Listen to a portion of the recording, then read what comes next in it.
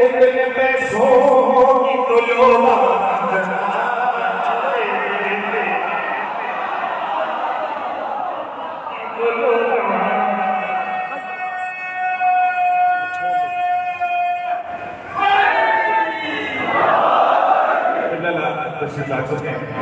تین سے چار شہر پیش کرتا ہوں اس سلسلے کے ماتم کے لیے شہر کے عزادار کھڑے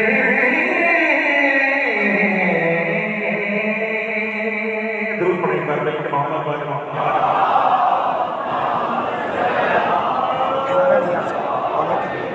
ماتم کے لیے شہر عزادار کھڑے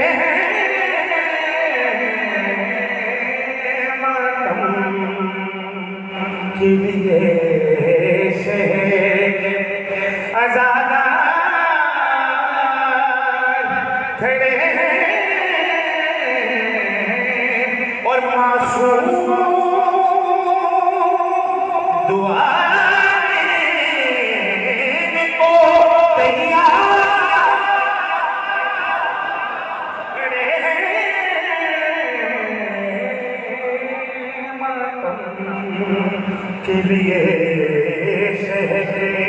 شیر سننا شیر تمہارے لیے یہ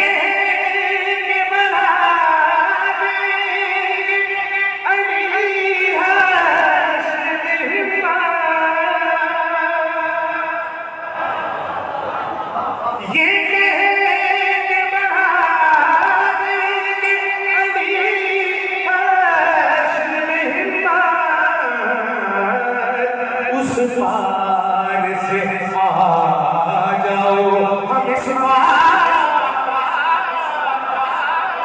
جاگو ہے خدا کے لیے اس پار سے آ مل کے درود پڑھیں محمد والے محمد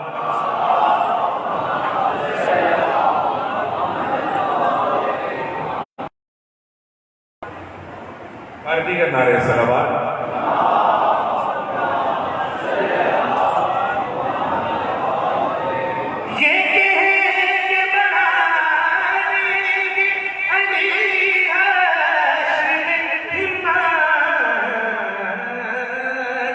اس پار سے آ جاؤ اس پار ذاکر احمد نام حور کا ذکر کر رہے تھے میں شیخ کرتا ہوں سرکار دو عالم معراج ہوئی ایک معراج شیخ میں دیکھیے نا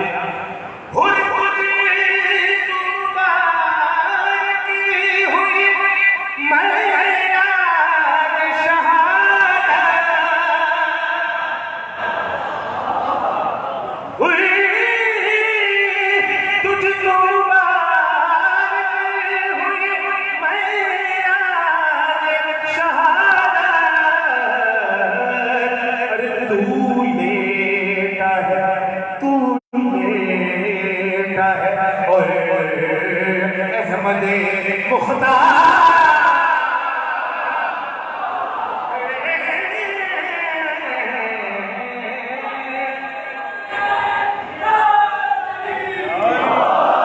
آخری دو شیر پڑھا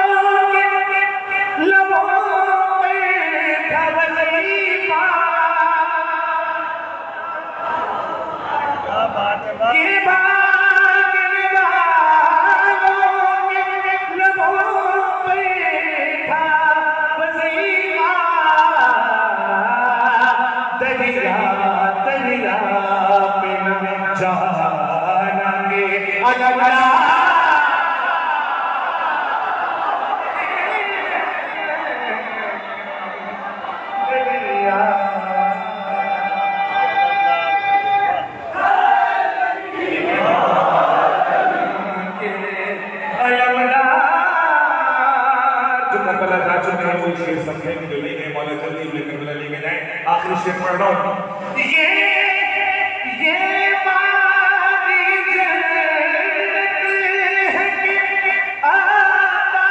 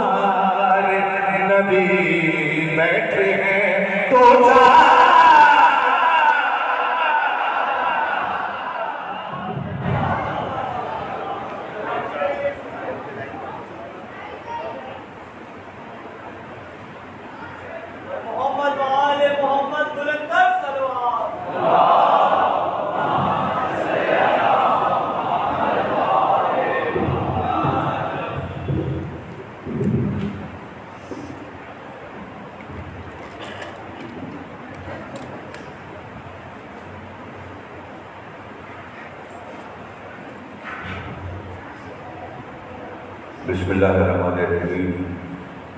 تمام تعریفیں اللہ کے لیے، درود اور سلام محمد و آل محمد کے لیے صلوات.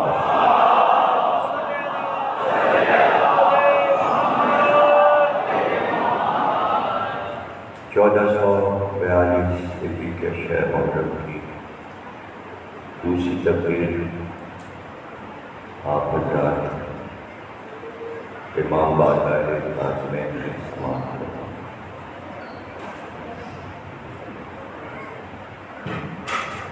معجزہ کے معصومیت پر ہم گفتگو کر رہے ہیں. عرض کیا گیا کل تعارف کی تقریر میں کہ معجزہ انبیاء کی پہچان ہے، اور یہی سب سے بڑی پہچان ہے کہ وہ معجزہ دکھائیں. معجزے کے معنی ہیں خارق عادات، خیر الف رے با خارق، خارق عادات. عربی میں لکھے کہ خارق العادات، الف لام کا بھی اضافہ ہوگا. جب اردو میں لکھیں گے تو جو عربی کا الف لام ہوتا ہے وہ اردو میں زیر میں بدل جاتا ہے. خارق العادات، خارق خارق عادات کے مطلب یہ ہے تاکہ معجزے کو واضح کیا. فطرت اور کائنات میں اللہ نے جو کچھ بنایا ہے، خلق کیا ہے، وہ عادت کے مطابق کام کر رہا ہے. سورج کو روشنی کرنا ہے، اس کی عادت ہے. اسے طلوع ہونا ہے، اس کی منزلیں ہیں. 5 منزلوں سے گزرنا ہے اس کو.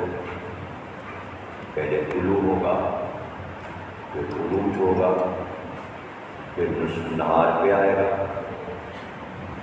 درمیان میں آ جائے گا، پھر وہاں سے زوال ہوگا. زوال کے بعد غروب ہوگا. یہ 5 منزلیں عادت ہے اس کی.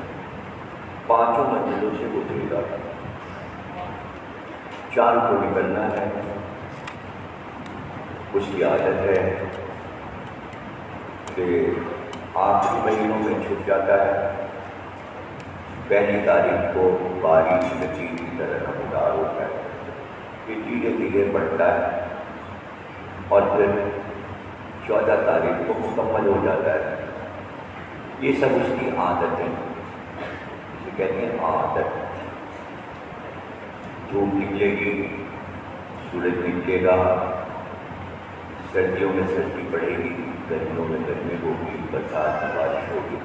یہ سب آپ کب سے دیکھ رہے ہیں؟ یعنی عادت میں کوئی تبدیلی تو نہیں ہو رہی. سورج میں کوئی تبدیلی نہیں کی، چاند میں کوئی تبدیلی نہیں کی، ستاروں میں کوئی تبدیلی نہیں کی. چمک رہے ستارے آپ دیکھیں. ہوا چلتی ہے، کبھی چلتی ہے کبھی رک جاتی ہے. ہوا نے کوئی تبدیلی نہیں. ایسا تو کبھی نہیں ہوا کہ ہوا نے آپ سے کچھ باتیں کی ہوں. ایسا تو نہیں ہوا کہ سورج آپ سے کبھی میں بے کلام ہوا. وہاں جا رہا ہوتا ہے شاید آ جائے، سورج پوچھ رہا ہے آپ سے، باتیں کر رہا ہے، یا آپ سورج سے وہ جواب دے رہے ہیں. وہ کیوں اپنی عادت بدلے؟ جس عادت پہ اللہ نے اسے پیدا کیا ہے اسی عادت بدلے گا نہیں. پتھر پتھر ہے وہ اپنی عادت پہ رہے گا، درخت اپنی عادت پہ رہے گا، جانور اپنی عادت پہ رہے گا. کبھی ایسا نہیں ہوا کہ جانور آپ سے بیٹھ کے دلچسپ کر رہا ہو. ایسا نہیں ہوگا کہ آپ کے پاس پرندے آئیں، جانور آئیں، لطیفے سنائیں، باتیں کریں اور اٹھ جائیں. وہ اسی طرح اپنی آوازوں میں جو ان کی آوازیں شور مچائیں گے اور چلے جائیں گے. نہ آپ کی سنیں گے نہ آپ کی بات کا جواب دیں گے اور نہ آپ سے باتیں کریں گے اردو میں. کسی کی جو ان کی عادت ہے وہی کریں گے. اب سمجھے نا. اب کہیں گے خالق عادات، یعنی عادات تو ان سب کی یہ ہیں، لیکن اچانک ان میں سے کسی ایک کی کوئی عادت بدل جائے اسے کہیں گے خالق. عادت بدل کیا ہو؟ بھائی سورج تو مغرب میں غروب ہو جاتا ہے، اچانک مغرب سے طلوع ہو تو کہیں گے یہ کیا ہو؟ اسی کو معجزہ کہتے ہیں. یہ ہے معجزہ، اسے کہتے ہیں خالق عادت، یعنی جن عادات پہ وہ چل رہا ہے کوئی بھی ہو، اللہ کا بنایا ہوا اس کی فطرت کی ایک دم فطرت بدل گئی. یہ معجزہ ہے. قرآن نے اسے واضح کیا کہ جب حضرت ابراہیم کو نمرود نے اپنے دربار میں گرفتار کر کے بلوایا اور شکایت ہوئی کہ بتوں کو توڑا ہے، تو وہ نمرود کے سامنے آ گئے. اب نمرود سے اور حضرت ابراہیم سے بحث ہونے لگی اور نمرود نے کہا کہ میں خدا ہوں. تو ابراہیم نے کہا کہ وہ خدا نہیں ہو سکتا، اس لیے کہ ہمارا خدا تو مارتا ہے اور کھلاتا ہے. تو اس نے کہا میں خود یہ قدرت رکھتا ہوں، میں مار بھی سکتا ہوں، میں کھلا بھی سکتا ہوں. تو جو قریب میں اس کا سب سے قریبی صحابی تھا، اس کو ایک بھوسا اس نے منہ پہ دیا. اب نمرود کا بھوسا آپ کیا سمجھتے ہیں؟ کوئی نمرود کوئی چھوٹا سا آدمی کوئی طاقتور آدمی، ایک بھوسے میں اس کا صحابی مر گیا. تو دیکھو میں نے موت کی میں خدا ہوں. اور جس کو پھانسی ہونی تھی اس کو کہا چھوڑ دو. دیکھو اس کی موت تھی، میں نے اسے جلا دیا، میں بھی مارتا ہوں، میں بھی زندہ ہوں. تو قرآن کہتا ہے کہ حضرت ابراہیم نے فرمایا کہ میرا رب مشرق سے سورج نکالتا ہے، تو مغرب سے نکال کے دکھا. دیکھیے اس سے آپ کے سمجھ میں معجزہ فوراً آ جانا چاہیے. اگر یہ معجزہ نہ ہوتا تو حضرت ابراہیم اس سے تقاضا کیوں کرتے کہ اگر تو رب ہے، اگر تو خدا ہے تو میرا خدا مشرق سے سورج نکالتا ہے. یعنی ابراہیم یہ بات واضح کر رہے ہیں کہ میرا خدا جو ہے وہ مشرق سے سورج نکالتا ہے، تو مغرب سے نکال کے دکھا. تو اس میں یہ تو طے ہے کہ اللہ مشرق سے سورج نکالتا ہے. اب تو اگر کر سکتا ہے تو مغرب سے نکال کے. تو اس کے بعد کیا آتے ہیں کہ نمرود بغلیں جھانکنے لگا، اس کے پاس کوئی جواب نہیں تھا. اور اسی وقت اس نے کہا اس کو آگ میں پھینکو، اسے آگ میں پھینکو، اسے جلا دو. یہ میری ربوبیت کو نہیں مانتا، میری خدائی کو نہیں مانتا. وہ اسی وقت حکم ہو گیا نمرود کا کہ آگ جلاؤ، اس کو آگ میں جلا دو. اور اس کے بعد پھر آگ سلگائی گئی اور وہ سلگتی رہی اور مہینوں جلائی گئی. وہ شعلے اٹھنے لگے، آسمان سے باتیں کرنے لگے. شعلے بچے پرندے اگر گزر جاتے تھے تو وہ بھی بھون کر جل کر آگ میں گر جاتے. اتنی آگ جلائی گئی کہ لوگوں نے مہینوں منتیں مانی کہ ایک من لکڑی ہم جلائیں، ہم 2 من جلائیں گے، ہم 3 من جلائیں گے. تو جس کی منت پوری ہوتی تھی وہ لکڑی لا کر پر ڈالتا تھا. تیاریاں ہو رہی تھی ایک اللہ کے نبی کو جلانے کی. اس لیے کہ ابراہیم نے اس کو کتنا جلایا تھا کہ مغرب سے سورج نکال کے دکھا. تو اس نے بھی کہا ہم تمہیں جلا دیں، ہم تمہیں آگ میں جلا دیں. اب وہ آگ روشن ہو گئی، جلانے کا دن آیا اور اب मीटिंग तीसरे बैठी शुरा को बैठी कि इतनी रोशन है आग कि करीब जाएगा कौन और इब्राहिम को आग में फेंकेगा कौन। इसलिए जो करीब जाएगा वो भी जल जाएगा। फेंके कैसे, आग में कैसे फेंके इब्राहिम। तो भेज बदल के शैतान आया, उसका तो आना जाना नमरूद के महल में लगा ही रहता। तो उसने एक नक्शा मिंजीनीर का बनाया। अब मिंजीनीर ऐसी होती है कि जैसे कभी आपने देखा हो तो कराची में नहीं नज़र आता, पहले वो नज़र आता था। उसको बोलते थे हमारे लखनऊ में चरक पूजा, हमारे लखनऊ में। यहाँ पता नहीं क्या बोलते हैं, वो बच्चे उससे बैठ जाते, वो घूमना शुरू करते हैं ऐसे।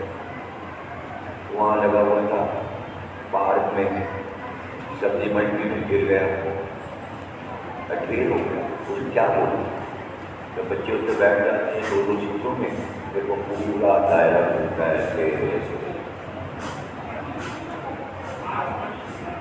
आसमानी झूला, कौन सी ये उर्दू है भाई, आसमानी उर्दू लिया है। देखिए अब उन्होंने आप बैठे बैठे बताया, मैं सही बता रहा हूँ।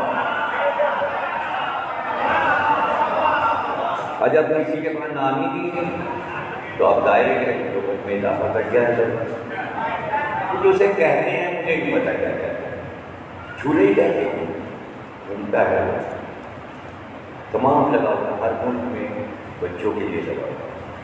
तो उस तरह का एक नक्शा शैतान ने बनाया कि इसको ऐसे बनाओ और घुमा के खूब चक्कर देना, और चक्कर देके उसके बाद इब्राहिम को इसी के जरिए आग की तरफ फेंक देना। तो किसी को जाना नहीं पड़ेगा, बल्कि घुमा के फेंक।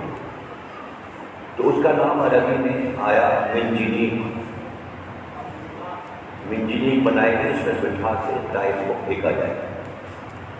अब जितनी देर में इब्राहिम को फेंका जाए और वो मिंजीनीक से जुदा होकर आग की तरफ जाएंगे, ये दरमियानी वक्फा जो है फजा में, हवा में, यानी मिंजीनीक से अलग हुए, फेंका गया, आग में गिरना है। दरमियानी वक्फा जो है वो चंद सेकेंड या मिनट का है। बस जैसे ही वो जुदा हुए मिंजीनीक से, एक बार जिब्रील ने कहा अल्लाह से, परवरदिगार क्या अपने बंदे को, अपने नबी को बचाएगा नहीं? तो अल्लाह ने कहा तुम चले जाओ, तुम्हारे दिल में अरमान है, जाओ बचा लो। जिब्रील से कहा। तो जिब्रील से एक बार पूछा था रसूलुल्लाह ने कि अपनी ज़िंदगी में तुमने सबसे तेज रफ्तार परवाज़ कब की है? सबसे तेज रफ्तार, कि इससे तेज तुम कभी उड़े ही अर्श से ज़मीन पर आ रही। तो जिब्रील ने रसूलुल्लाह से कहा कि वो हम 3 बार हमने इतनी तेज रफ्तारी से परवाज़ की जो कभी ज़िंदगी में नहीं की। तो रसूलुल्लाह ने कहा वो 3 मकामात कौन कौन से? का एक तो मकाम है हज़रत यूसुफ को जब उनके भाइयों ने कुएं में फेंका, तो अल्लाह ने कहा इतनी जल्दी जाओ कि कुएं में यूसुफ के गिरने से पहले तो यूसुफ को अपने परों पे ले लो। तो मुझे बहुत तेज परवाज़ करनी पड़ी। फिर जिब्रील कहते हैं दूसरा मौका यह था कि इस्माइल के गले में इब्राहिम छुरी रख चुके थे और छुरी चल रही थी। अल्लाह ने कहा इतनी जल्दी जाके इस्माइल को हटाओ और दुम्बा रखो कि छुरी चलने ना पाए। तो मैं बहुत तेज गया, बड़ी तेज परवाज़ की। और एक मकाम ये है जो तकरीबन सबसे पहला मकाम है कि जब मिंजीनीक से जुदा हुए इब्राहिम, और अल्लाह ने कहा अगर तुम्हें अरमान है तो जाओ बचाओ, تو میں نے بہت تیز پرواز کی کہ اس سے پہلے کہ وہ آگ میں گر جائیں میں نے فضا میں ان کے ساتھ ہی جا کے پرواز کی. یہ ابراہیم جا رہے ہیں اور یہ میں گیا اور میں پہلو میں آ گیا اور میں نے جاتی کہا یا نبی اللہ میں آپ کی مدد کروں, آپ کو مدد درکار ہے, میں آپ کی مدد کروں. ابراہیم نے کہا ہاں مدد تو درکار ہے لیکن تم سے نہیں, جس سے مدد درکار ہے وہ جانتا ہے. اب یہ بات جبریل کو نہیں پتا تھی کہ ابراہیم کو یہ کہنا ہے کہ جس سے مدد درکار ہے وہ جانتا ہے. کتنا یہ جملہ اللہ کو ابراہیم کا پسند آیا ہے. آپ اس کی گہرائی کو کیا سمجھیں کہ ادھر آگ میں گرے, ادھر آگ میں گرے اور اللہ کہتا آئے آگ ابراہیم کے لیے سلامتی بن جا, سلام برد بن جا, سلامتی بن جا, سلامتی بن جا. تو آگ کو آرڈر اللہ کا ملے تو سلامتی آگ بنتی کیسے ہے کہ وہ شعلے جو اٹھے ہوئے تھے ابراہیم کو جلانے کے لیے وہ پھول بنے, چنگاریاں کنیاں بنی, ایک چمن دار کھلتا چلا گیا, ایک باغ تھا, ٹھنڈی ہوا تھی, نہ گرمی تھی, نہ آگ تھی, نہ شعلے تھے, نہ چنگاری تھی, ایک چمن دار تھا. نمرود نے کہا یہ کیا ہوا, یہ کیا ہوا. چھت پہ چڑھ کر بڑا سا ایک مینار بنوایا تھا دیکھنے کے لیے کہ وہ جلے گا کیسے, تاکہ وہاں تک آنچ بھی نہ جائے. کہ قطب مینار بنوا کے اوپر بیٹھا تھا دیکھنے کے لیے کہ ہوتا کیسے, ابراہیم جلتے کیسے. اب جو جھک کر دیکھا تو وہاں تو آگ ہی نہ تھی, ایک تخت لگا تھا, اس پہ ابراہیم بیٹھے تھے اور ابراہیم کے ساتھ ایک خوبصورت سا جوان بیٹھا ہوا باتیں کر رہا تھا. یہ بھی جوان وہ بھی جوان.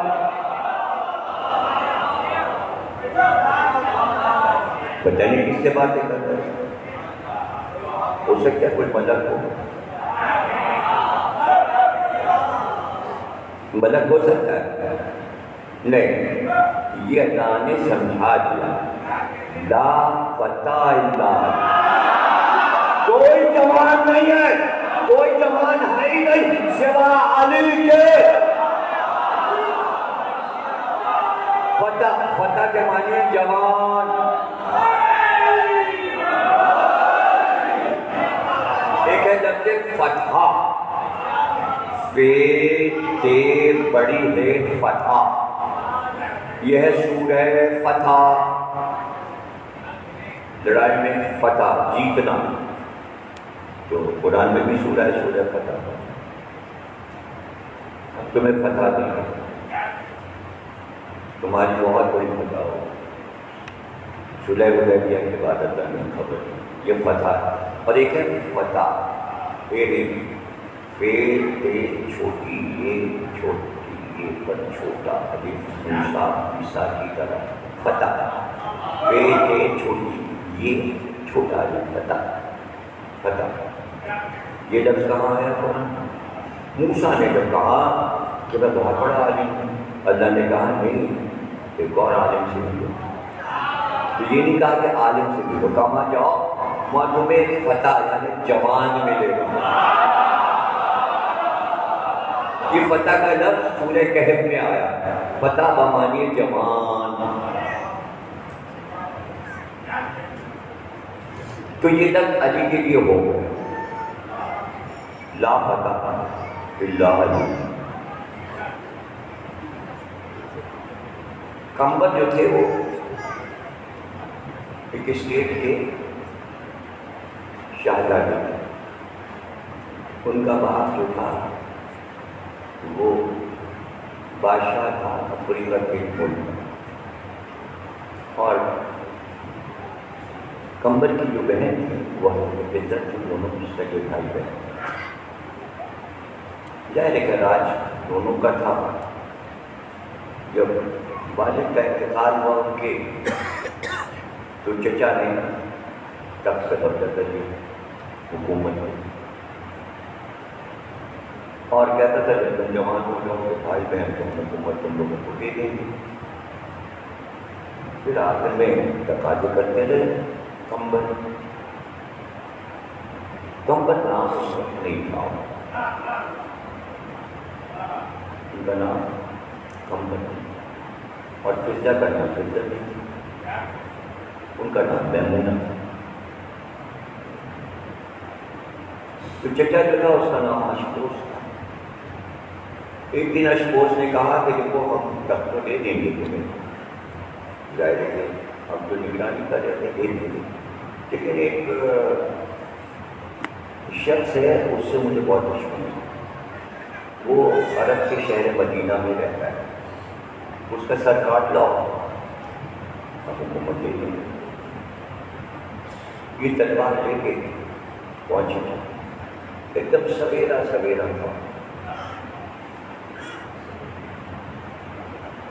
بہت سویرا تھا، سب سو رہے تھے اپنے گھروں میں، لیکن دیکھا ہے جوان جا رہا ہے، ہاتھ میں بیلچا لیے، یعنی مزدوری کے لیے جا رہا ہے، یہ ان کو نظر آ گیا۔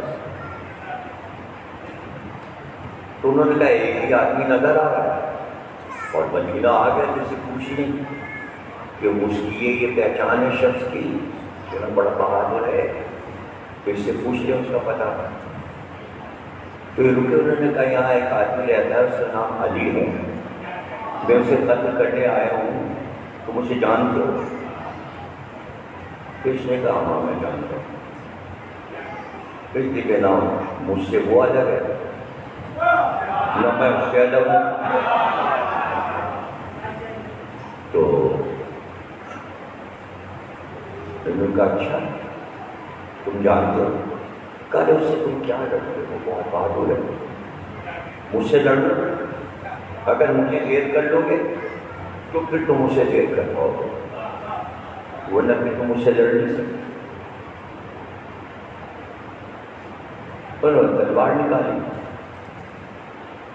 وہ وار کرتے رہے، یہ جوان اپنے بیٹے سے مقابلہ کرتا رہا، ایک بھی بار کارگر میں پسینے ہو گئے، تھک گئے، کہنے کے واقعی تم بہادر ہے اور اس سے بھی میں مقابلہ نہیں کر پاؤں گا، اس لیے کہ میں تمہیں زیر نہیں کر سکتا۔ تو پھر انہوں نے کہا سنو میں نہیں علی بھائی علی، تو وہ ختم ہو گئی کہ آپ تو آقا ہیں، ہم نے تو ایسا آقا ہی نہیں دیکھا۔ وہ دن اور پھر کمبر نے مولا کا ساتھ میں چھوڑا، پھر جا کے اپنی بہن میمونہ کو بھی دیا، وہ بھی آ گئی، اب یہ علی کے ساتھ اور وہ شہزادی کے ساتھ، انہوں نے یہاں معرفت دیکھی، انہوں نے وہاں معرفت دیکھی۔ اب ایسی کنیزی میں آئیں کہ دیکھا کہ سائل آیا اور گھر میں کچھ کھانے کو نہیں، تو بیوی نے کہی چادر لے جاؤ، شمول نے وہ کیا رکھا گروی کراؤ، کچھ اور لے آؤ۔ اب یہ روز دیکھتی ہیں، اب انہیں معرفت حاصل ہو گئی۔ اب چونکہ بادشاہ کی بیٹی تھی اور زمانے میں بادشاہوں کے یہاں شہزادوں اور شہزادیوں کو خالی علم پڑھایا جاتا تھا، تو ان کو بادشاہی خاندان ہونے کے سبب کیمیا گری، فلسفہ، منطق سب پڑھایا گیا۔ جو زمانے میں علوم رائج تھے، کیمیا گری کو انگریزی میں کیمسٹری کہتے ہیں، کیمسٹری پڑھی تھی، تو ان کو دھاتیں بنانا بھی آیا، تو انہوں نے سونا بنانا بھی سیکھا تھا، انہیں آتا تھا سونا بنانا، شاہی خاندان کی۔ تو ایک دن شمول کے یہاں چادر لے کر گئی، تو شمول نے کہا کہ میمونہ تو کہاں لوگوں کے یہاں پڑھی؟ ان کے یہاں، ہمارے یہاں دولت ہے تو ہمارے یہاں جب وہ تو غریب لوگ ہیں، صرف چادر ان کی آتی ہے دل میں ہونے کے لیے، تو انہوں نے کہا تجھے کیا پتا وہ لوگ کتنے امیر ہیں؟ ارے میں اگر کہہ دوں تو تیرے گھر کی یہ دیوار چاندی کی ہو جائے، سونے کی ہو جائے۔ کہتے ہیں کہ بس کہا تھا،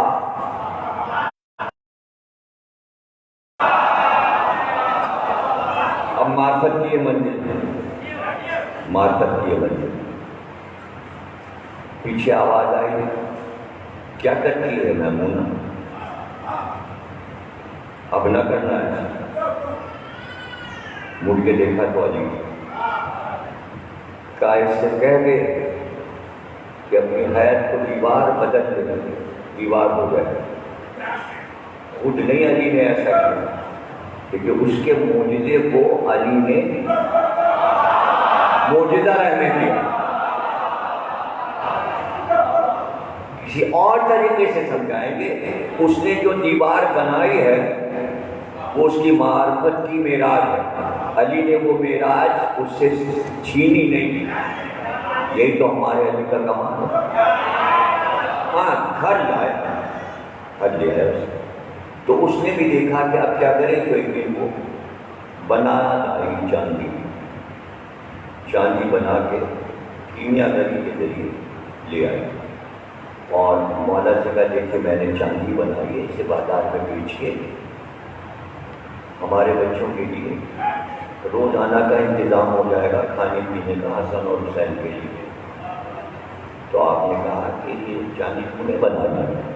کہا میں نے بنا۔ آپ نے اسے دیکھا اور کہا کہ اگر اس میں تھوڑا سا شورا ڈال دیتی،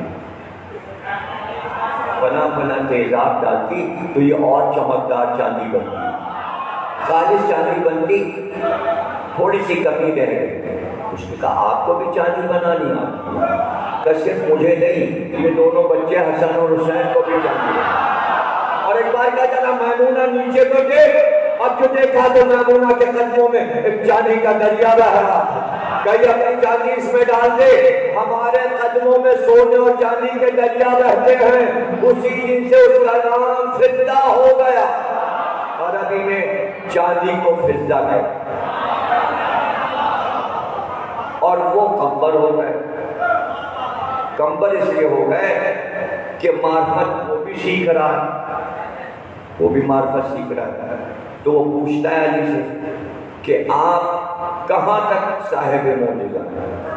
تو اتنی دیر میں قمبرہ کہتے ہیں ان پرندوں کو جنہیں آپ ہنس کہتے ہیں، خوبصورت پرندہ ہوتا ہے ہنس، وہ اڑتے ہوئے جا رہا ہے، اسے مرغابیاں بھی کہتے ہیں، اسے کاس بھی کہتے ہیں، کئی نام ہیں، کاج ہے، اس میں ہے، کاج ہے، مرغابی ہے، ہنس ہے، وہ اڑتا ہوا جا رہا ہے، اور بول کا بول ان کا جا رہا ہے۔ شام کا وقت ہے، وہ اپنے گھروں کو واپس جا رہے ہیں، چلنے کے بعد، چگنے کے بعد اپنے آشیانوں کو جا رہے ہیں۔ تو آپ نے کہا کہ آواز ہوئی پرندوں کو، اس نے کہا علی بلاتے ہیں تمہیں، وہ سب اتر گئے تھے۔ تو عربی میں ان پرندوں کو کہتے ہیں قمبرہ، کہ تم نے بلایا نا ان کو، آج سے تم قمبر ہو۔ مولا ان کی خاصیت کیا ہے؟ کہ جب پرندوں پر ہماری ولایت علی پیش کی گئی تو یہ پرندہ سب سے پہلے قبول کرتا ہے ولایت علی کو، آج سے تیرا نام قمبر رکھا۔ وہ فضہ ہے، یہ قمبر، دونوں بھائی اور بہن۔ پھر یہ واپس بھی نہیں گئے، تخت بھی بھول گئے، چچا کو بھی بھول گئے، مر گیا، کھپ گیا، حکومت کہاں گئی؟ پتہ چلا ان کو اصل حکومت مل گئی بھائی اور بہن میں۔ تو اس کو بعد میں پتہ چلا جب قمبر مقابلہ کر رہے تھے، جب باہر نکلے تو پتہ یہ چلا کہ ارے تو ان کو کٹ کر رہا ہے۔ ہم لوگوں کو تو جب قسم کھانی ہوتی ہے تو ہم لوگ اس کے چہرے کی قسم کھاتے ہیں، تو ہم لوگ ایسے کہتے ہیں لا الہ الا اللہ محاذ الفتح، لا الہ قسم ہے اس جوان علی، یہ فتح کے لیے اتنا سنایا ہے۔ کہ سارے عرب علی کو فتح لا فتح کے بعد فتح کہتے تھے، یعنی کہ جوان. اب یہی بھول گئے کہ یہ فتح کا قصہ شروع کہاں سے ہوا. ہاں جو فتح تھا کیسا لکھے دیجیے گا، یہ مجلس سے سننے کا چمتکار ہے. شدت سے سنے گا وہی یہ کر سکتا ہے کہ کہاں سے چلے تھے اور کہاں پہنچنا ہے. تو اب سورہ کہف میں موسیٰ بھی جوان سے ملتے ہیں، ابراہیم کی ملاقات چمن زار میں جوان سے ہوتی ہے، اس جوان کی قسمیں کھائی جاتی ہیں. آسمان سے اللہ اس جوان کے لیے کہتا ہے بس جوان ایک ہی ہے. جب اللہ کہہ دے تو بس جوان ایک ہی ہے، اور کسی کی جوانی کو ہم مانتے ہی بس لا فتح الا علی، بس ایک جوان ہے کائنات. اب جب یہ طے ہو گئے معاملات تو اب ہم آگے بڑھتے ہیں کہ ابراہیم نے نمرود سے یہ کہا تھا کہ ہمارا رب مشرق سے سورج نکالتا ہے تو مغرب سے نکال کر دکھا دے. بہت عرصے کے بعد، یعنی ابراہیم کے 3000 برس کے بعد، 3000 برس کے بعد علی نے صفین لڑی. صفین سے واپس ہو گئے اور مقام نہرمان آ گئے. نہرمان ایک نہر کا نام ہے. سارے لشکر نے کہا آپ کو پتہ ہے وہ دیکھیے نہر کے پار سب کھڑے ہوئے تلواریں لیے ہاتھ سے لڑنے کے لیے. پتہ چلا 12-13 ہزار کا لشکر علی سے لڑنے کو کھڑا ہوا. سب کہیں گے ہم لوگ کو تھکے ہوئے لڑے ہوئے آ رہے ہیں، یہ تو تازہ دم ہے، حاجیوں کا لشکر ہے، ہم ان سے کیسے لڑیں گے، یہ تازہ دم ہے. اور پھر ابھی ہمیں کشتیوں کے ذریعے پار کر کے ادھر اترنا ہے. اور سورج یہ دیکھیے یہ گیا اور یہ زوال پر ہے، ڈوبنے والا ہے، لبے بام ہے، بالکل ڈوبتا ہے. علی نے کہا لڑائی تو ہوگی، جنگ تو ہوگی، تم جنگ ڈالنا چاہتے، جنگ ہوگی. تو کب ہوگی؟ کل ہوگی. کہنے ابھی ہوگی. تو ابھی تو ہم نے دریا پار نہیں کیا، ابھی تو کشتیوں پر لشکر چڑھے گا، گھوڑے سوار ہوں گے، پھر یہ سارے ملا جو ہے ادھر ہمیں اتاریں گے. یہ ہوتے ہوتے میرے خیال میں 12-14 گھنٹے ہو جائیں گے. یا علی پھر جنگ کیسے ہو؟ کدے جنگ ہوگی، جنگ ہوگی. لشکر پار اترا، دریا کے پار اترا. اب سورج بالکل بس یہ ڈوبا، یہ ڈوبا. ان کا دیکھیے اندھیرا چھا گیا، ڈوبا کا ڈوب جانے لگا. جب تک لشکر ادھر آیا، علی نے تیاری کرائی، سب صفوں میں کھڑے ہو جاؤ، لڑائی کی تیاری کرو. سب کو پرچم دے دی. کرات آ رہی علی کا لڑائی تو ابھی ہو. بس جیسے ہی سورج چھپا اور اس نے اپنا سر چھپایا وہ غائب ہوا. ایک بار علی نے آواز دی، علی کہتا ہے پلٹ. اب جو سورج تھا وہ ویسے طلوع ہوا جیسے مشرق سے طلوع ہوتا ہے. ابراہیم نے کہا تھا میرا رب مشرق سے نکالتا ہے، مغرب سے نکال کے دکھا. نمرود کیا نکالتا؟ ابراہیم کے پوتے علی نے مغرب سے سورج نکالا.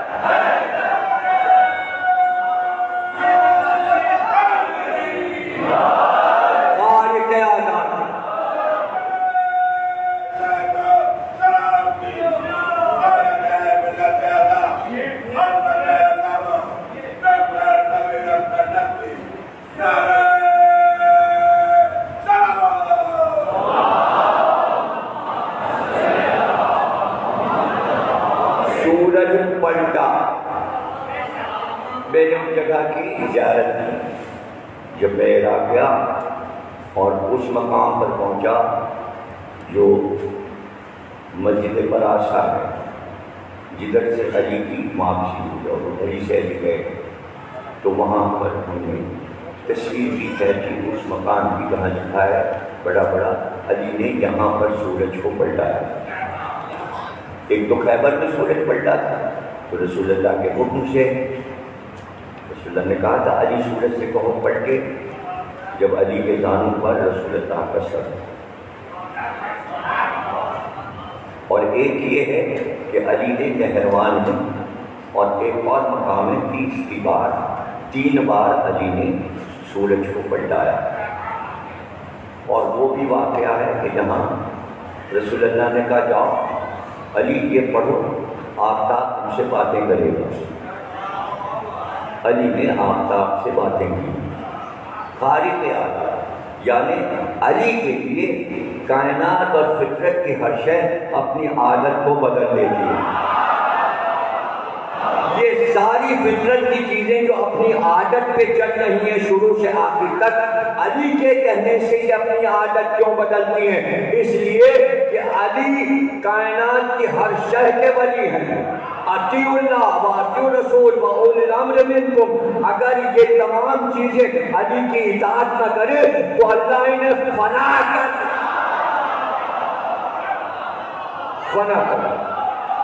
دیکھیں اگر انسان علی کی اطاعت نہیں کرے گا تو اسے تو جہنم میں ڈالا جائے گا. سورج تو خود ہی چل رہا ہے، اسے جہنم میں کیا ڈالنا. اگر وہ اطاعت نہ کرے تو اللہ اسے فنا کر. اس لیے کہ یہ تمام چیزیں ہم نے بنائی ہیں ان کی محبت میں. اگر یہ پنجتن نہ ہوتے تو انہی کی محبت میں اس دنیا کو ہم نے آراستہ کیا، سجایا، انہی کے کہنے پر چلنا ہے. تو اب یہ نہیں دیکھنا کہ معجزہ ہوتا کیسے ہے، بلکہ یہ کہیے کہ ان کے کہنے سے کوئی شے باہر نہیں ہے. یہ جو بھی کہیں وہی ہر شخص کو کرنا پڑے گا. نہج البلاغہ میں خطبہ ہے علی کا، قسمیں بتائی ہیں فرشتوں کو، اور اس کے بعد فرمایا کہ فرشتوں کو اللہ نے خلق کیا لیکن ان کی ڈیوٹیاں مقرر ہم نے کی. اور جہاں ہم نے اجل سے کہہ دیا کہ یہاں رہنا ہے تمہیں تو وہ اسی جگہ رہیں گے.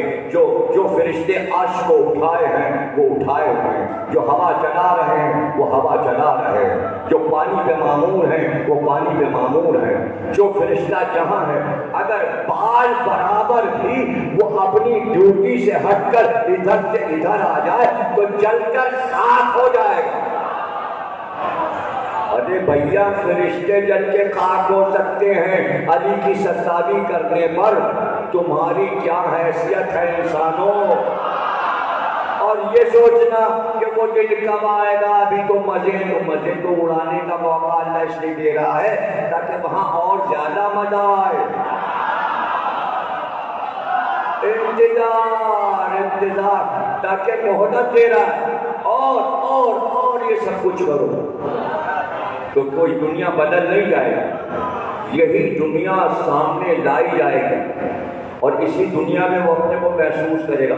وہاں سے اٹھا کر جلایا جائے گا تاکہ دیکھ کر جلے.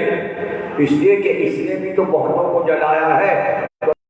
جو دنیا میں جلائے گئے اللہ ہمیں خوش کرنا چاہتا ہے. اس پر بھی قرآن میں بہت سی آیتیں، ہم تمہیں خوش کریں گے علی والو، تمہارے سامنے علی کے دشمنوں کو ہم جہنم میں پھینکیں گے تو فوراً نہیں پھینک دیں گے، گفتگو کرائیں گے. گفتگو پڑھ لیجیے سورہ اعراف کی آتے ہیں کہ جب گزریں گے علی والے صراط پر سے، بال سے زیادہ باریک، تلوار کی دھار سے زیادہ تیز کاٹنے والا پل، نیچے جہنم سامنے جنت، اس پر سے گزرنا ہوگا تو علی والے جلدی بھاگ کرنے آہستہ آہستہ چلتے جیسے آگ کا ماتم کرتے ہیں، دوڑ کے تھوڑی جاتے ہیں. دوڑ کے جائیں تو پتہ چلے ڈر رہے ہیں آگ سے، نہیں آہستہ آہستہ چلتے ہیں ماتم کرتے ہوئے. ویسے پورے صراط پہ اطمینان سے چلیں گے. تو دشمنان علی جو جہنم میں جل رہے ہوں وہ پکار کے کہیں گے اے علی والو جانے میں جلدی نہ کرو، اس لیے کہ تمہارا نور جب ہمارے اوپر پڑتا ہے تو ذرا سی ہم ٹھنڈک محسوس کرتے ہیں. بڑی تیز آگ ہے، ذرا ٹھہر جاؤ، ہم ذرا سا تم سے ٹھنڈک تو لے لیں. ٹھنڈک تو لے لیں. تو آپ کو پتہ ہے جب وہ کہیں گے اے علی والو ٹھہر ٹھہر کے چلو تاکہ تمہارے نور کی ٹھنڈک ہم پہ پڑتی رہے، آگ بہت تیز ہے جس میں ہم جلائے جا رہے ہیں، تو جہنم چیخ کر کہے گا علی والو جلدی گزرو میری آگ بجھی جا رہی ہے، جلدی جاؤ، تمہارے نور سے ہماری آگ، ارے ہمارا نور آگ بجھا دیتا ہے، نہیں ہمارا نور جہنم بجھا دیتا ہے۔ تو دنیا کا جہنم ہمارے سامنے کیا ہے، اور دنیا کے جہنمی ہمارے سامنے کیا ہے؟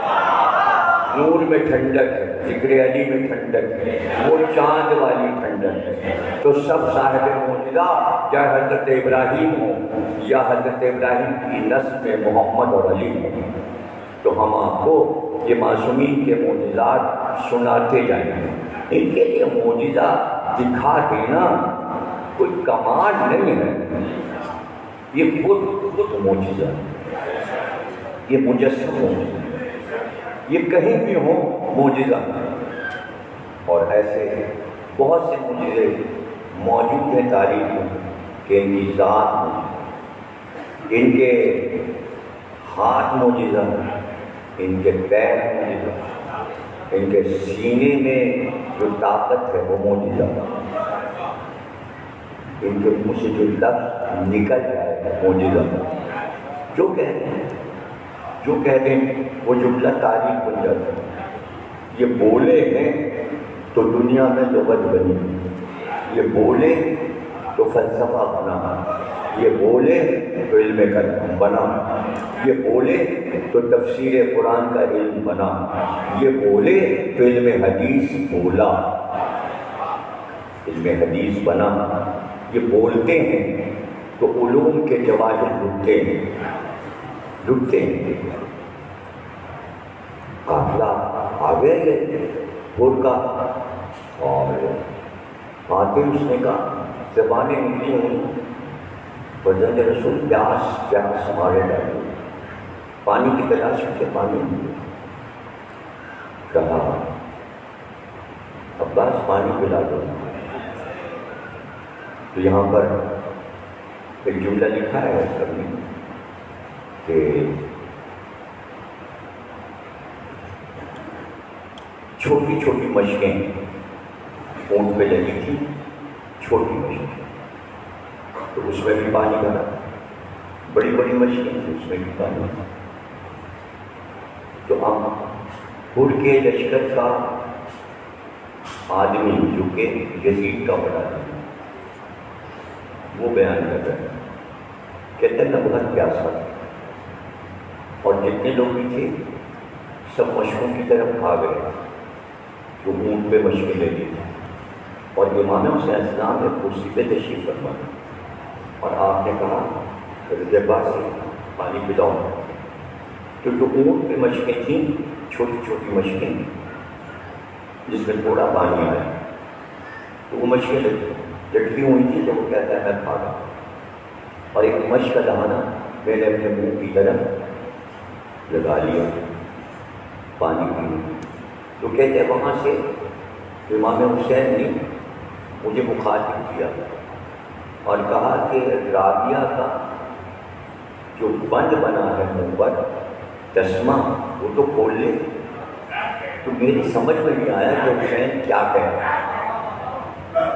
5 بجے جب میں نے پانی پی لیا تو مجھے لوگوں نے بتایا مجھے نہیں پتا عرب میں چھوٹی مشقوں کو رابعہ کہتے ہیں۔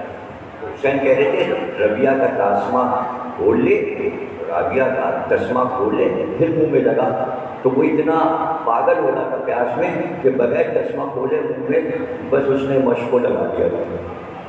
تو وہ کہتا ہے کہ میں پھر بھی نہیں سمجھا کہ حسین کیا کہہ رہے ہیں، ان کی فصیح اور بلیغ عربی میرے سمجھ میں نہیں آئی کہ رابعہ یعنی کہ مشق کا دہانہ کھول لے۔ تو کہتا ہے کہ حسین جب میرے سمجھ میں کچھ نہ آیا تو کہتا ہے حسین کرسی سے کھل ناکے کے قریب آیا، پھر آپ نے اس مشق کا تسمہ کھولا اور کھول کر میرے منہ میں وہ دہانہ مشق کا لگایا اور میں پانی پینے لگا۔ حسین پانی پلا رہے تھے، میں پانی پی رہا تھا. بس یہ بتانا تھا. زبان اور نفس تو الگ بات ہے، لیکن ایسا کریم کہ خود اٹھ گئے. سب انسان انتظام میں لگے تھے، پانی پلا رہے تھے، اور بار بار امام حسین کہہ رہے تھے تشت میں پانی بھرو، مشکوں سے تشت میں ڈالو، اور اس تشت کو تمام ان کے پھولوں کے سامنے رکھو، مشکوں کے دہانے ان کے لیے کھول دو، بس مسلسل یہ پانی پیتے جائیں، اور جب تک کہ یہ خود اپنا چوچو ہٹا نہ لے مشق کا دہانا بند نہیں کرنا. تم نے روکنا پانی، یہ جب سیر ہو جائیں خود ہٹ جائیں. اور پھر کہا کہ جو دشت بھرے جا رہے ہیں جانوروں کو پانی پینے دینا. جب جانور خود اپنے منہ پانی سے اٹھا لیں تب دشت ہٹانا. یارے ایسا بھی کوئی کریم زمانے میں اس طرح بھی کوئی اپنی سخاوت اور کرامت دکھاتا ہے. جنگل میں جس نے پانی کو اس طرح جاری کر دیا جیسے کوثر و تسنیم کے دھارے کھول دیے، اور جب سب پانی پی چکے تو نماز کا وقت آ گیا. صفیں حسین کے لشکر میں بننے لگی. آپ نے مڑ کر کہا بول اپنی نماز پڑھے گا یا ہمارے پیچھے نماز پڑھے گا. یہ ایک جملہ تاریخ میں لکھوا کر حسین نے یہ بتا دیا کہ 2 نمازیں عرب میں پہلے ہی ہو چکی تھیں.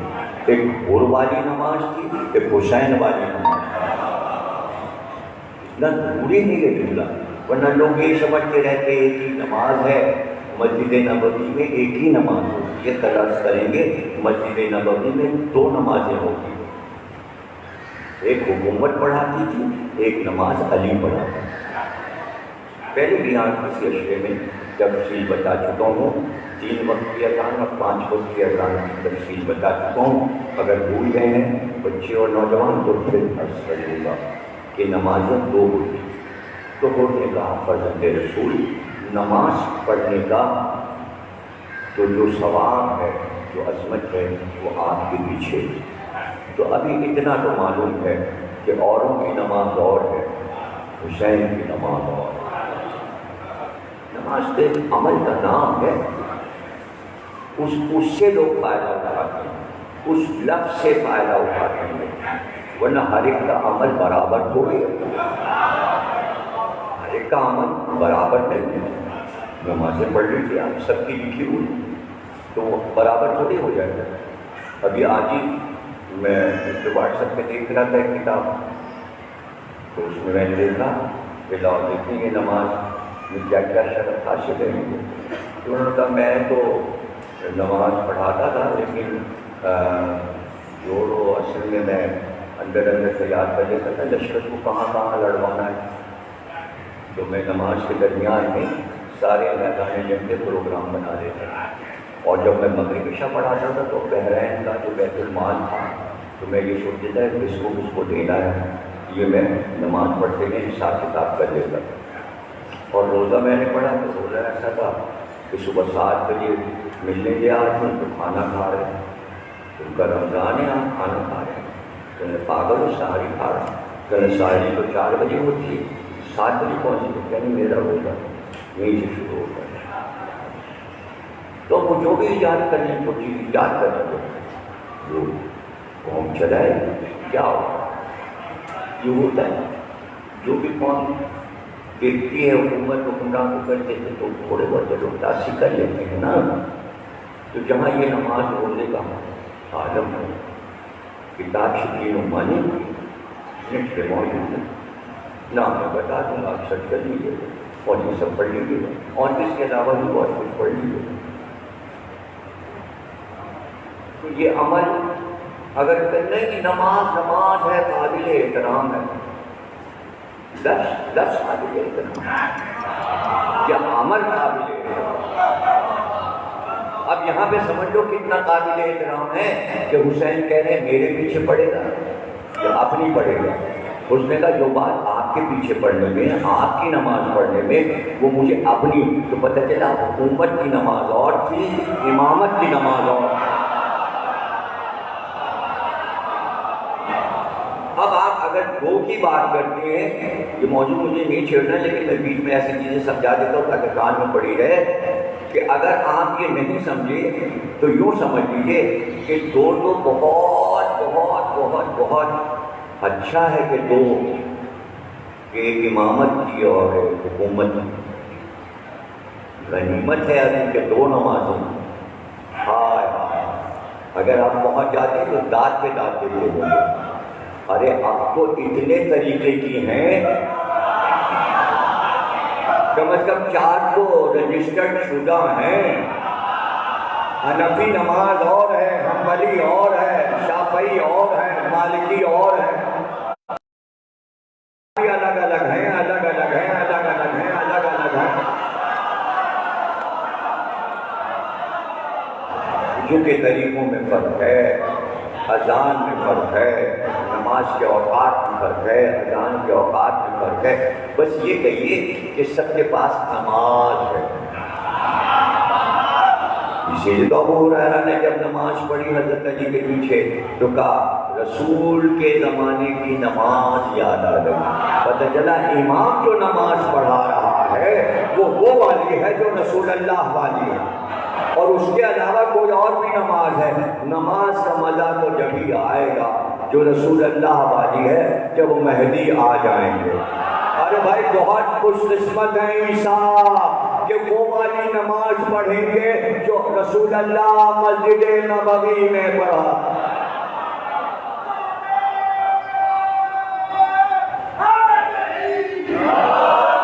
تھوڑا سا تبصرہ ہو گیا، حالانکہ بات صرف اتنی تھی کہ حر نے امام حسین کے پیچھے نماز پڑھی، نماز تمام ہوئی، امام حسین نے حضرت پاس کا چل قافلے کو تیار، جیسے ہی امام حسین کا گھوڑا آگے بڑھا، حر آ گئے اور اپنے گھوڑے کو امام حسین کے گھوڑے کے سامنے آڑا کر کے روک دی، ہم آپ کو آگے نہیں بڑھ رہے، ہم آپ کو آگے نہیں جانے، حاکم کی طرف سے حکم ہے کہ ہم آپ کو روکیں۔ امام نے کہا ہو تو ہمیں روک بھی نہیں سکتے،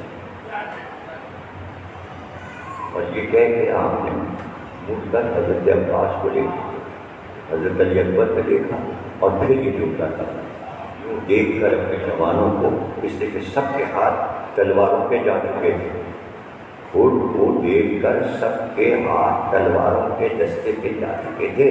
امام حسین نے یہ جو کیا اس لیے کیا تاکہ ٹھہرو، یہ اشارہ ہے شہزادوں کو، ٹھہرو، میں اس سے بات کر رہا ہوں، ٹھہرو، اور اس کے بعد جو جملہ دیا وہ فضیلتیں انہی کی بیان کی۔ کیا چاہتا ہے تیری ماں تیرے ماتم میں بیٹھے، یہ شہزادوں کی طرف ہے، مطلب یہ کہ اگر ابھی آگے بڑھیں گے تو تیرے ٹکڑے کر دیں گے، کہ تیری ماں تیری لاش پہ بیٹھ کے روئے گی، وائے ہو کیا ارادہ ہے تیرا، کیا چاہتا ہے تیری ماں تیرے ماتم میں بیٹھے۔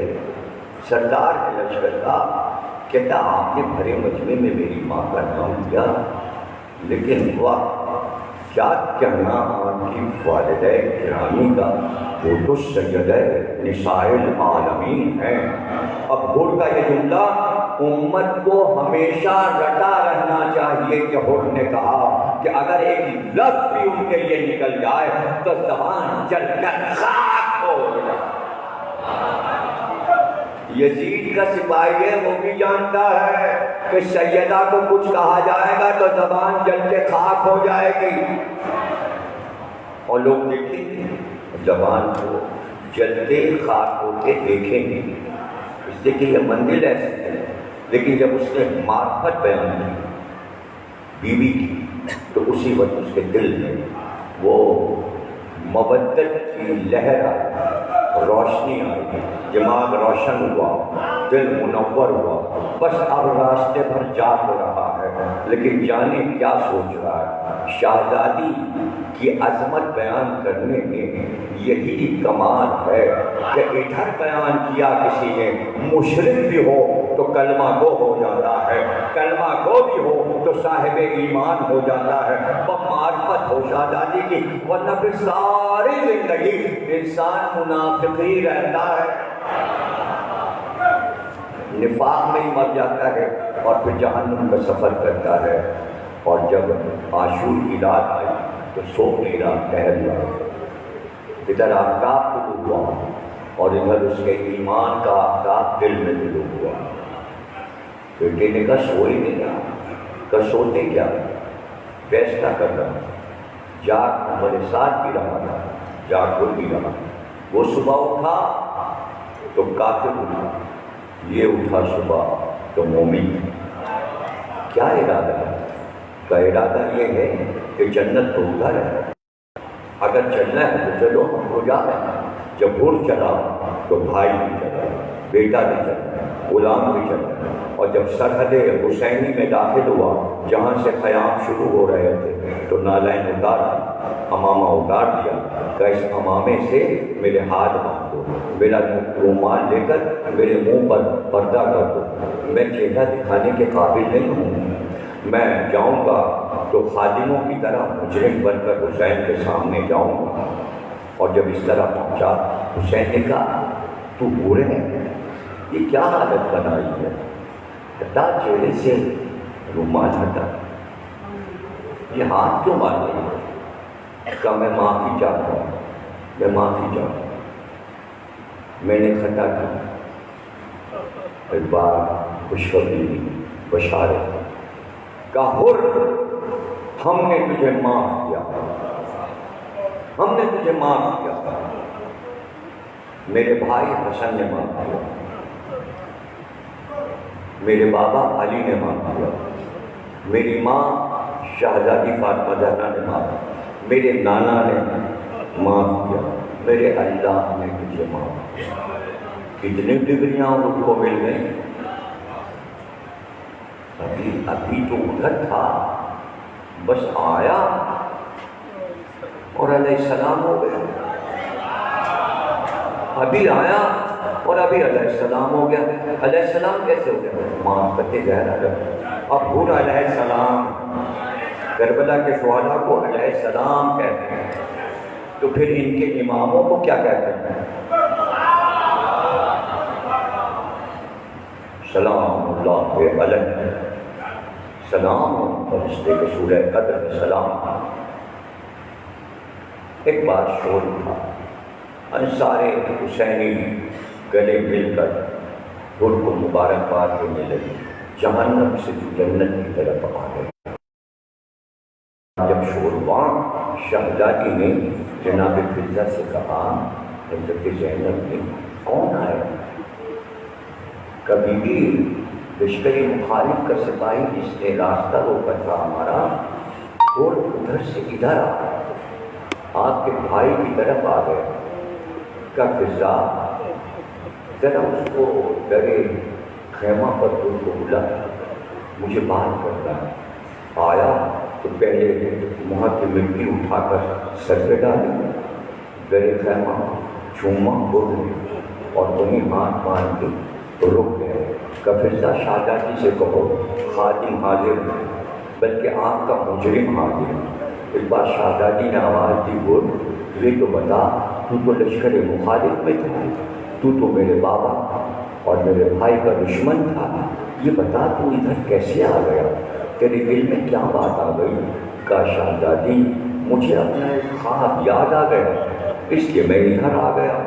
بات یہ تھی کہ میں جب کوفے میں تھا تو ایک دن میں سویا اپنے گھر میں، تو میں نے ایک خواب دیکھا۔ میں نے خواب یہ دیکھا کہ ایک خاتون کالی چادر اوڑھے ہوئے میرے پاس آئی اور اس نے آ کر کہا، حر کو کیا سو رہا ہے، چل تجھ کو شہزادی کونین بلاتی ہے۔ وہ آگے آگے چلی، میں پیچھے پیچھے، پتہ چلا یہ کوئی کنیز ہے اور مجھے کہیں لے جا رہی ہے۔ جیسے ہی میں وہاں پہنچا میں نے دیکھا ایک سبز رنگ کا پردہ پڑا ہوا تھا اور اس پردے کے پیچھے سے آواز آئی، حر ہم بنت رسول فاطمہ زہرا ہیں، ہم تجھ سے مخاطب ہیں، ذرا پردے کے نیچے سامنے دیکھ، گر کہتا ہے میں نے جو دیکھا تو ایک لاشا پڑا ہوا، ایک لاش پڑی تھی اس پردے کے پاس، آواز آئی اور یہ میرا بیٹا مسلم ہے، آج کوفے میں اس کو مار ڈالا گیا، آج اسے قتل کیا گیا ہے، اس کے پیروں میں رسی باندھ کر گلی گلی میں کھینچا گیا، اور میں نہیں چاہتی کہ میری اولاد کے قاتلوں میں تیرا نام لکھا جائے۔ پہلے تو میں یہ خواب بھول گیا تھا، لیکن جب میں آپ کے بھائی حسین سے ملا تو شب عاشور میرے خیمے کے پیچھے سے رونے کی آوازیں آتی تھی، یہ وہی آواز تھی جو میں نے خواب میں مسلم کے لاشے پر دیکھی تھی اور سنی۔ بار الہ اس عبادت کو قبول فرما، ہمیں کوئی کم نہ دینا سوا حسین کے بہن کے محمد اور راج محمد، تمام بیماریوں کو وباؤں کو دور فرما، ملک کی حفاظت فرما، ملک کی سرحدوں کی حفاظت فرما، امام مہدی کا ظہور فرما، ظہور میں تعجیل فرما، ماتم حسین۔